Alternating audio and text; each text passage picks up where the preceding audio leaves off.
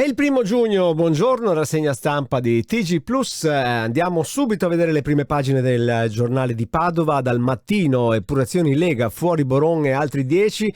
Questo comunque è un titolo che troveremo anche sugli altri giornali del gruppo, ma qui si parla d'altro. Vola dal parapetto e muore un operaio di 55 anni, stava facendo manutenzione alla cava Exige, è caduto da circa 3 metri e ha battuto la testa. Il dottor 118 va in pensione, resto un medico ma ora la famiglia, ha ragione anche lui. Nuove scuole cancellate e 2 a rischio di chiusura. E grazie, mi avete salvato la vita dopo le cure e dona 40.000 euro alla LULS 6. Questo è un bel gesto di cittadella. Padova, scritte omofobe al Palazzo Oliviano sono un'offesa all'università.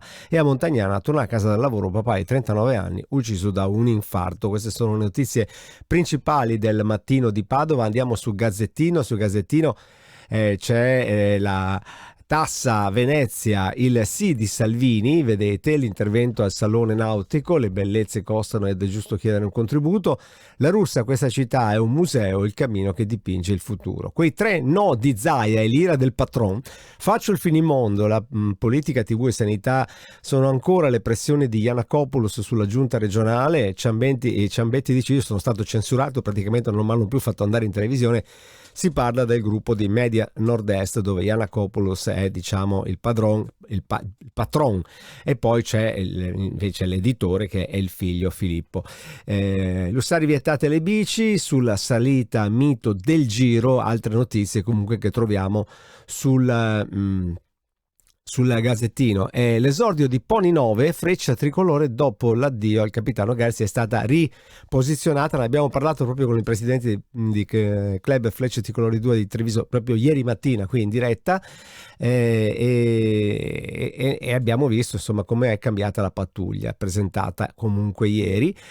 Andiamo a vedere anche il Corriere del Veneto che cosa dice. Tornano le espulsioni nella Lega, una decina di provvedimenti tra cui il consigliere regionale Boron, ex sindaci e vice sindaci, mentre nella fotonotizia Anica caccia al DNA del killer sotto le unghie e tra gli oggetti. Ancora va avanti la faccenda della ragazza trovata morta sul Piave. Sfide sul web e liti con Salvini, timori per il maxi raduno e gli avvocati assumono un cancelliere.